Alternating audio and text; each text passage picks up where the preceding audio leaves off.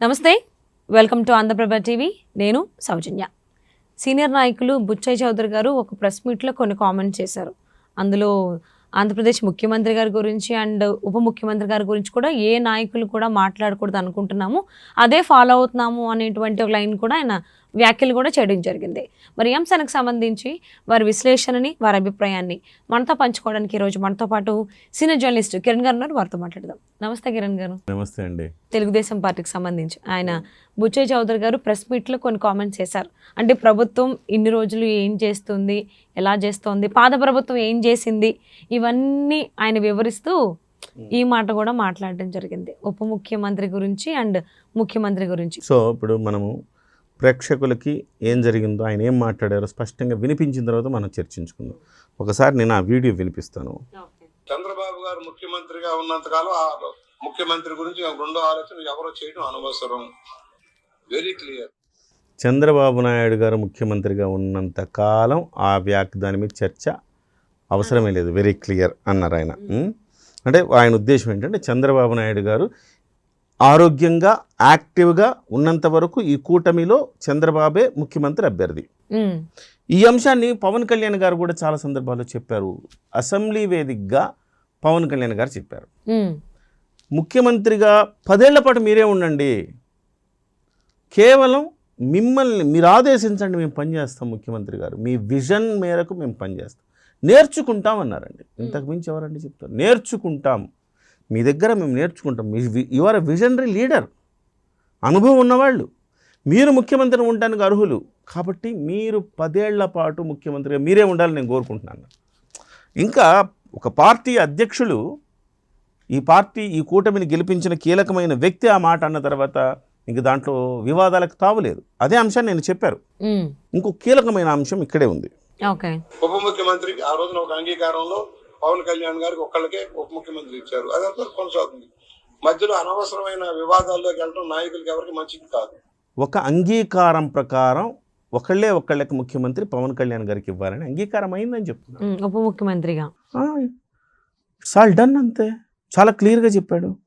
ఒక అంగీకారం ప్రకారం, ఒక ఒప్పందం ప్రకారం మీరు ముఖ్యమంత్రి, పవన్ కళ్యాణ్ గారు ఉప ముఖ్యమంత్రి, ఒకళ్ళే ఉప ముఖ్యమంత్రి, ఆ ఒక్కళ్ళు పవన్ కళ్యాణ్ గారు. చాలా స్పష్టంగా చాలా క్లియర్గా ఒక ఒప్పందం జరిగింది ఇద్దరి మధ్య. ఈ అంశాన్ని సీనియర్ నాయకులు, ఆయన దాదాపుగా చాలా, ఇప్పుడు నిజంగా చెప్పాలంటే అసెంబ్లీలో ఆయన చాలా సీనియర్ అయి ఉండొచ్చు, ఆయనే నెంబర్ 1 అయి ఉండొచ్చు. అంత సీనియారిటీ ఉన్న గోరంట్ల బుచ్చయ్య చౌదరి గారు ఏదైనా నిజాయితీగా ముఖం మీద మాట్లాడగలిగిన నాయకుడు. ఇవాళ ఆయన తెలుగుదేశం పార్టీ భవిష్యత్తు గురించి కూడా ఒక సందర్భంలో మాట్లాడారు. తెలుగుదేశం భవిష్యత్తు చంద్రబాబు తర్వాత ఎవరు అనే అంశాన్ని కూడా ఆయన ఒక సందర్భంలో ప్రస్తావించారు.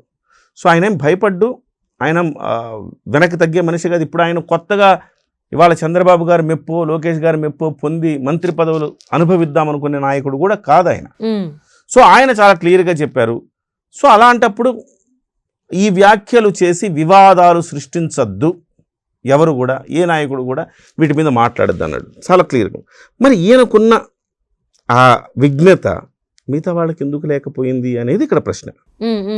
ఈయనకి ఎంత విజ్ఞత ఉంది కదా, ఇంత చక్కగా మాట్లాడారు కదా. ఆ విషయం ఇట్లా ఒప్పందం ప్రకారమే అయిందన్న విషయం సోమిరెడ్డి చంద్రమోహన్ రెడ్డి గారికి తెలియదా, రఘురామకృష్ణరాజు గారికి తెలియదా, పిఠాపురం మాజీ ఎమ్మెల్యే వర్మ గారికి తెలియదా, పొలిట్ బ్యూరో సభ్యుడు శ్రీనివాసరెడ్డి గారికి తెలియదా? అందరికీ తెలిసి ఎందుకు చేశారు? సో ఇది కొంచెం ఆలోచించాల్సిన అంశం. సో ఒప్పందం ప్రకారం జరిగిన తర్వాత ఇంత క్లియర్గా చంద్రబాబు కానీ లోకేష్ కానీ చెప్పలే, బాధాకరం అది.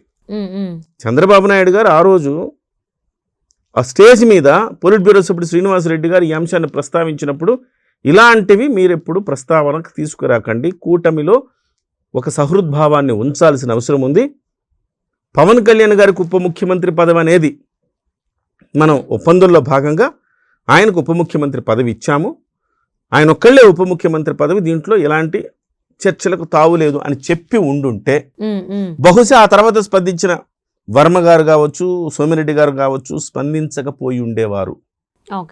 ఈయన ఆ రోజు స్పందించకపోవటం వల్ల మౌనం అర్ధాంగీకారం అనుకొని ఓహో చంద్రబాబు గారి మనసులో కూడా ఇది ఎంతో కొంత ఉంది, మనం ఈ రేసులో మనం ముందు ఉండాలి, లోకేష్ గారిని ఒక మాట మనం సపోర్ట్ చేసేస్తే రేపు పొద్దున లోకేష్ బాబు మీకోసం నేనే ఫస్ట్ గళం ఇప్పాను అని చెప్పుకోవచ్చు అన్న ఉద్దేశంతో బహుశా, నేను ఎవరిని తప్పుపట్టట్లా కించపరచట్లా, సహజంగా మనకుండే మానవ ధోరణి అట్లానే ఉంటుంది.